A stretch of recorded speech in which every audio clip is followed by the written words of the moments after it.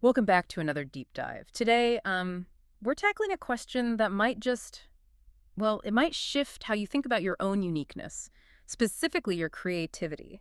Is human creativity really, as singular and special as we've always believed? It's a big question. Yeah, and the challenge is coming from maybe a surprising place, artificial intelligence. I mean, we're seeing machines now that can compose music that genuinely moves people. Or paint images that you can't look away from. Exactly, even write poetry that makes you think. So this isn't just like a tech demo anymore. It's Right. really forcing us to ask, what is creativity, fundamentally? And that's precisely our mission today, isn't it? We're going to really dig into our sources here. We've got some fascinating excerpts, especially from AI, ego, and the Buddhist view of art. Hmm. The goal is to unpack how AI is kind of pushing against our usual Western ideas of creativity. Yeah. And also what something like ancient Buddhist wisdom might offer as a totally different perspective, maybe even a freeing one. Right. So let's start with that Western idea. Our source calls it the myth of the lone genius. And you know the story, right? This idea that great art, big breakthroughs, they just sort of burst out of one person. In isolation. Yeah, like Oh. they're creating something from absolutely nothing. You picture maybe a Renaissance artist. Right, the solitary figure. Or that modern painter, waiting in their studio for some kind of divine lightning bolt of inspiration. It's a really strong narrative we tell ourselves. It is strong. But what's interesting is how quickly it starts to fray when you look a bit closer. Our source makes a great point. Every masterpiece, every big idea, it actually stands on the shoulders of countless influences. Influences like that. Teachers, the artistic traditions they inherited, the cultural patterns swirling around them. So the genius isn't really creating alone at all. Okay. They're more like, the source says, a node in a vast web of ideas. Their brilliance comes from connection, really, not isolation. That makes sense. And wow, AI really slams that point home, doesn't it? It makes it painfully clear, yeah. Because AI learns from everything that came before it. All that data images, text, music. Exactly. It's trained on it. And in the same way, we don't create in a vacuum either. I mean, our ideas, our skills, even how we see the world. It's all built on this huge foundation of everything we've absorbed our whole lives. Okay, so that's the standard Western view, sort of dismantled. Okay. But you mentioned Buddhism offers something radically different. Radically different, yes. The source brings up this core concept, anatta. Anatta. Yeah, often translated as no self. Now, this doesn't mean you don't exist. Right, that would be weird. Yeah. Yeah. It's more about understanding that the self, we usually feel that solid, unchanging me isn't really fixed.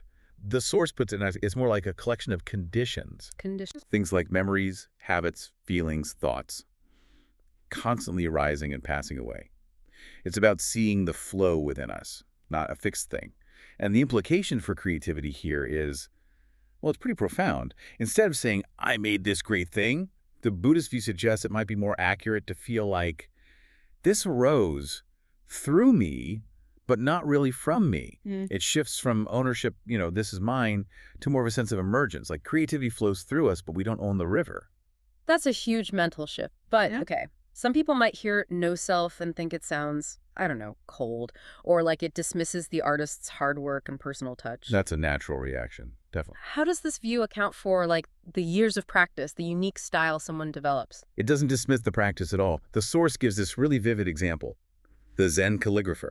Ah, okay. So this artist, deeply trained, doesn't approach the work thinking, okay, I am going to control this brush perfectly. Instead, the ideal state is one where the brush kind of moves by itself. How does that happen? It happens when the mind is quiet, open, and receptive. When the ego, that sense of, I am doing this, gets out of the way. Ah, so the creativity flows when I steps aside. It's less about forcing it, more about allowing it. Precisely. The practice builds the skill, creates the channel, you could say, Yeah. but the letting go allows the art to actually happen. Okay, I think I'm getting that. The no-self idea is fascinating. Huh. But connecting it back to AI, you said AI seems almost more Buddhist than us. Yeah, it's a strange thought, isn't it? But think about it. An AI has zero ego, absolutely none. Right. No pride. No sense of I claiming, look at my amazing creation. Like It I just said, processes patterns. It outputs something new based on its training data. no attachment. Exactly. No personal stake in whether you like the result or not. So that discomfort some of us feel when we see AI create something impressive. Yeah. Our source suggests that feeling often comes because the AI threatens the ego's story. The story that creativity is mine. Yes, that deeply rooted idea that our creativity is our personal badge of worth, proof that we're special or unique. The ego wants to own it. Hmm. But the Buddhist perspective kind of gently, or maybe not so gently, whispers.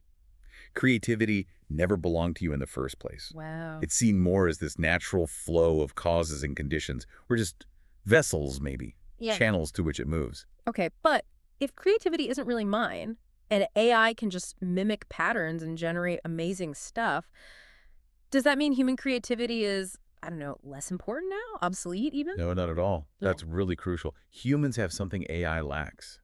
Consciousness. Consciousness, Meaning the ability to witness the flow, Hmm. to feel it, to imbue creation with actual intention, with awareness, with lived experience. An AI can generate an image of sadness, but it doesn't feel sad.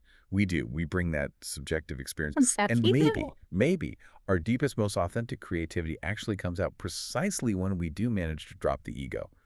You know, like when athletes are totally in the zone. Yeah, performing almost automatically but brilliantly. Or artists who lose all track of time, just completely absorbed.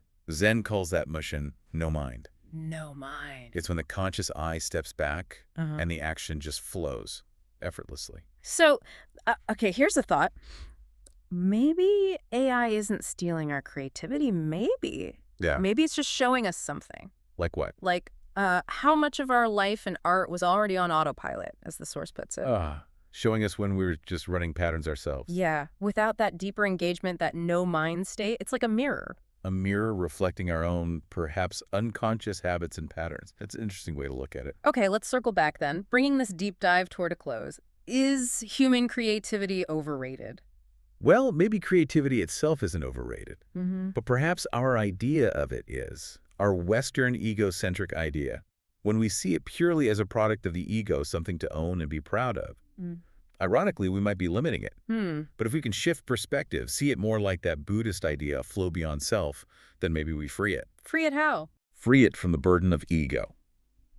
And AI can't take that flow away from us. Why not? Because, as the source reminds us, that flow isn't owned by anyone. Yeah. It's just there. Like a dance of conditions, arising and dissolving, like waves on the ocean. So a final thought for you to chew on. Maybe the real question isn't, can AI make art?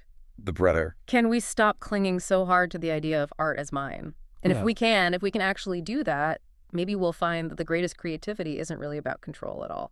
Go to bed. Not led